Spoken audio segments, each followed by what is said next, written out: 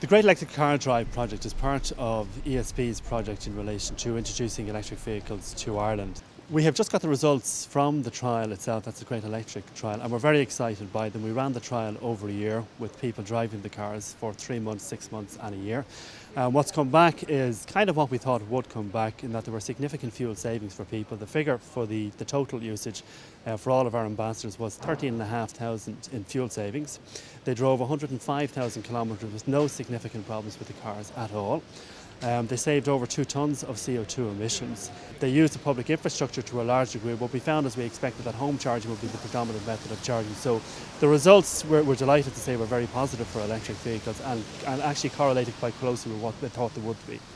I had the car from September last year until December. I'm based in County Donegal and my office is in Derry, so it was very interesting to see how the charging network worked on both sides of the border.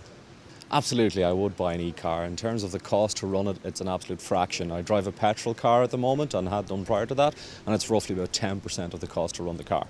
From the perspective of cost, it's a no-brainer because it's so much cheaper from an environmental perspective. And now that I've had the experience of driving it, given the kind of driving that my husband particularly does, it would make economic sense for us. And given that we produce electricity ourselves, it just makes us feel like really good environmentalists if we had one. So yeah, I would. What really surprised me about the e-car, we save so much money.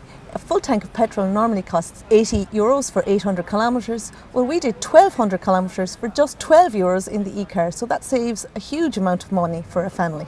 We're really very excited about this whole electric car project, but it's just one of a number of initiatives that we're running in ESB. We're also looking at ocean energy, for example. And Ireland, as an island off the west coast of Europe, has huge potential in the area of ocean energy. In addition to that, although people may not think about it, solar energy is becoming an issue that would be relevant to Ireland, and we're looking very intensely at that. And finally, we're also looking at running fibre and broadband services to the home environment.